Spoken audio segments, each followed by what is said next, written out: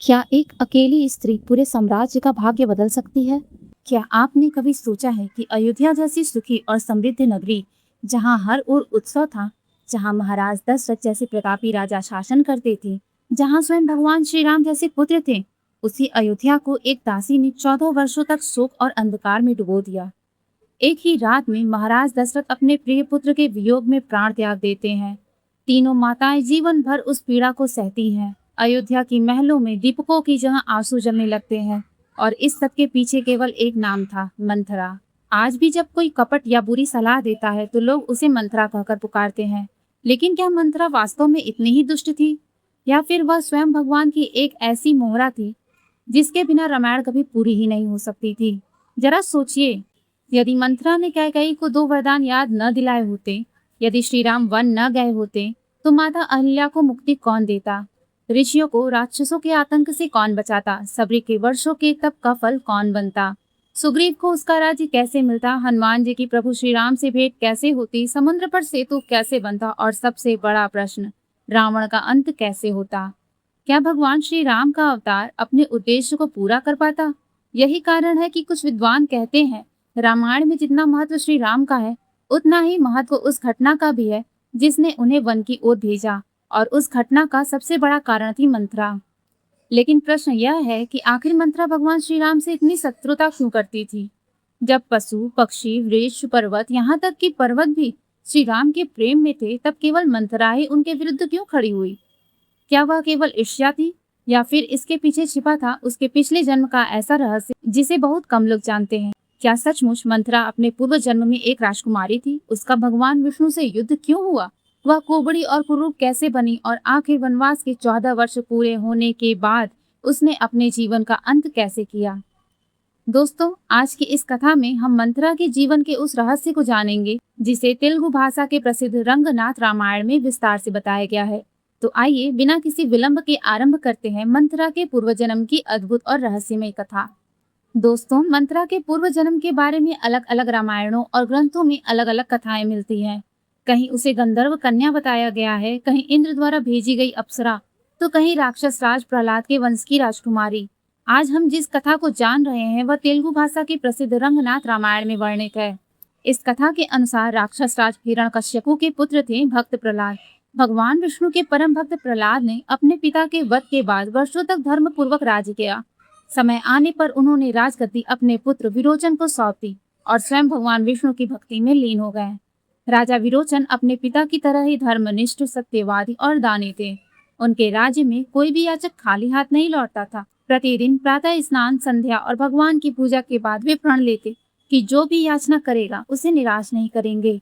उनके न्याय और दान की ख्याति तीनों लोकों में फैल गई। धीरे धीरे उन्होंने अपनी वीरता से पृथ्वी ही नहीं बल्कि स्वर्ग लोक पर भी विजय प्राप्त कर ली। देवराज इंद्र पराजित होकर स्वर्ग छोड़ने के लिए विवश हो गए।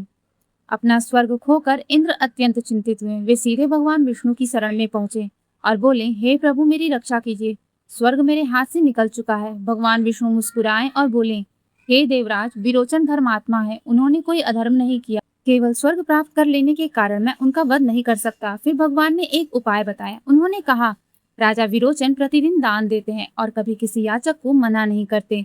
यदि तुम ब्राह्मण का वेश धारण करके उनसे कुछ मांगो तो वे अवश्य देंगे। अगले ही दिन इंद्र ब्राह्मण का रूप धारण करके विरोचन के दरबार में पहुंचे। राजा ने उनका सम्मान किया और कहा, ब्राह्मण देव, बताइए आपको क्या चाहिए। लेकिन मांगने से पहले उस ब्राह्मण ने कहा, राजन, पहले यह संकल्प कीजिए कि मैं जो भी मांगूंगा आप बिना किसी संकोच के मुझे देंगे। अपने वचन के पक्के राजा विरोचन ने तुरंत संकल्प कर लिया। लेकिन अगले ही क्षण ब्राह्मण बने इंद्र ने ऐसी वस्तु मांगी जिसे सुनकर पूरा राज दरबार स्तब्ध रह गया। ब्राह्मण के वेश में खड़े इंद्र ने शांत स्वर में कहा, राजन, मुझे आपके राज्य, धन या स्वर्ग की आवश्यकता नहीं है। यदि आपने सचमुच संकल्प लिया है तो मुझे दान में आपका मस्तक चाहिए। यह सुनते ही पूरा राज दरबार सन्न रह गया। सभी मंत्री, सैनिक और ऋषि अवाक रह गए। लेकिन राजा विरोचन के मुख पर भय का कोई चिन्ह नहीं था। वे कुछ क्षण तक उस ब्राह्मण को देखते रहे, फिर मुस्कुरा कर बोले, हे ब्राह्मण, आपकी यह मांग साधारण नहीं है। मुझे विश्वास है कि आप कोई सामान्य मनुष्य नहीं है। कृपया अपना वास्तविक परिचय दीजिए। इंद्र अपनी पहचान बताने से बचने लगे। तब राजा विरोचन ने भगवान विष्णु का स्मरण करते हुए कहा, यदि मैंने जीवन भर सत्य और धर्म का पालन किया है, यदि मेरी भक्ति निष्कपट है, तो इस ब्राह्मण का वास्तविक स्वरूप मेरे सामने प्रकट हो जाए। राजा के इतना कहते ही ब्राह्मण का वेश समाप्त हो गया और वहां स्वयं देवराज इंद्र अपने दिव्य रूप में दिखाई देने लगे। इंद्र को देखकर भी राजा विरोचन विचलित नहीं हुए। वे बोले, देवराज, आपने छल से मेरा सिर मांगा है। मैं अपना वचन नहीं तोड़ूंगा, लेकिन याद रखिए, इस अन्याय का उत्तर मेरी संतान अवश्य देगी। इतना कहकर राजा विरोचन ने बिना किसी हिचकिचाहट के स्वयं अपनी तलवार उठाई और अपना मस्तक काटकर इंद्र को दान कर दिया। एक क्षण में पूरा राजमहल शोक से भर गया। जब यह समाचार उनके पुत्र महाबली और पुत्री विलोचना तक पहुंचा तो दोनों विलाप करते हुए वहां पहुंचे। उन्होंने इंद्र से अपने पिता का मस्तक लौटाने की प्रार्थना की, लेकिन इंद्र ने मना कर दिया। परिणाम स्वरूप राजा विरोचन का अंतिम संस्कार उनके मस्तक के बिना ही करना पड़ा। अपने पिता की यह दशा देखकर महाबली और विलोचना के हृदय में क्रोध की ज्वाला भड़क उठी। दोनों ने विशाल सेना के साथ स्वर्ग पर आक्रमण कर दिया। महाबली ने अपनी शक्ति से देवताओं को परास्त कर दिया, जबकि विलोचना ने अपने दिव्य नागास्त्रों से पूरे स्वर्ग को घेर लिया। कुछ ही समय में अनेक देवता नागपाश में बंध गए और चारों ओर हाहाकार मच गया। देवताओं की रक्षा का कोई उपाय दिखाई नहीं दे रहा था। तब सभी देवताओं ने एक स्वर में भगवान विष्णु का स्मरण किया और उनकी प्रार्थना सुनकर भगवान विष्णु स्वयं गरुड़ के साथ युद्ध भूमि में प्रकट हुए। यहीं से प्रारंभ होने वाला था वह युद्ध जो विलोचना का जीवन हमेशा के लिए बदल देगा और आगे चलकर उसी विलोचना का जन्म मंथरा के रूप में होगा। युद्ध भूमि में भगवान विष्णु को देखकर भी राजकुमारी विलोचना शांत नहीं हुई। भगवान विष्णु ने उसे समझाते हुए कहा, राजकुमारी, क्रोध में लिया गया निर्णय कभी कल्याणकारी नहीं होता। देवताओं को मुक्त कर दो। तुम्हारे पिता महान धर्मात्मा थे। उनके योग्य आचरण यही होगा कि यह युद्ध यहीं समाप्त हो जाए। लेकिन पिता की मृत्यु का दुख और प्रतिशोध की अग्नि विलोचना के हृदय में इतनी प्रबल थी कि उसने भगवान विष्णु की एक भी बात नहीं मानी। क्रोध में उसने भगवान विष्णु का अपमान करना शुरू कर दिया और उन्हें कठोर वचन कहने लगी। तब भगवान विष्णु ने अपने वाहन गरुड़ को आदेश दिया, इन नागपाशों को नष्ट कर देवताओं को मुक्त करो। भगवान की आज्ञा मिलते ही असंख्य गरुड़ आकाश में प्रकट हुए। वे बिजली की गति से नागों पर टूट पड़े। देखते ही देखते हजारों सर्प उनके भोजन बन गए और नागपाश टूटने लगा। देवता धीरे धीरे मुक्त होने लगे। यह देखकर विलोचना का क्रोध और बढ़ गया। उसने तलवार उठाई और सीधे गरुड़ पर आक्रमण कर दिया। लेकिन अकेली राजकुमारी असंख्य गरुड़ों का सामना कब तक करती। कुछ ही क्षणों में गरुड़ों ने उसे चारों ओर से घेर लिया। उनकी तीखी चोंच और शक्तिशाली पंजों के प्रहार से उसका शरीर लहूलुहान हो गया। उसका सुंदर मुख विकृत हो गया, दांत टेढ़े हो गए, आंखों का स्वरूप बदल गया। और जब कई गरुड़ों ने उसकी पीठ पर लगातार प्रहार किए तो वहां एक बड़ा उभरा हुआ घाव बन गया। समय के साथ वही घाव एक स्थायी कुबड़ में बदल गया। अब कभी अपने सौंदर्य पर गर्व करने वाली राजकुमारी विलोचना का रूप इतना भयानक हो चुका था कि लोग उसे देखकर डर जाते थे। युद्ध समाप्त हो गया। देवताओं को स्वर्ग वापस मिल गया। महाबली अपने राज्य लौट गए। लेकिन विलोचना के जीवन से उसकी मुस्कान हमेशा के लिए चली गई। जहां भी जाती लोग उसके विकृत शरीर और कुबड़ का उपहास उड़ाते। धीरे धीरे उसका दुख भगवान विष्णु के प्रति घोर वैर में बदल गया। वह दिन रात भगवान को ही दोष देती। सुबह, दोपहर, संध्या और रात्रि हर समय उसके मुख से केवल भगवान विष्णु के विरुद्ध कटु वचन ही निकलते। इसी वैर भाव में एक दिन उसका जीवन समाप्त हो गया। लेकिन मृत्यु के समय भी उसके मन में दो ही बातें थीं, अपना कुबड़ा शरीर और भगवान विष्णु के प्रति असीम शत्रुता। श्रीमद् भगवद गीता में भगवान श्री कृष्ण कहते हैं कि मनुष्य मृत्यु के समय जिस भाव का स्मरण करता है, अगले जन्म में उसी भाव के अनुसार उसकी गति होती है। यही कारण था कि अगले जन्म में विलोचना का जन्म उसी विकृत शरीर के साथ मंत्रा के रूप में हुआ।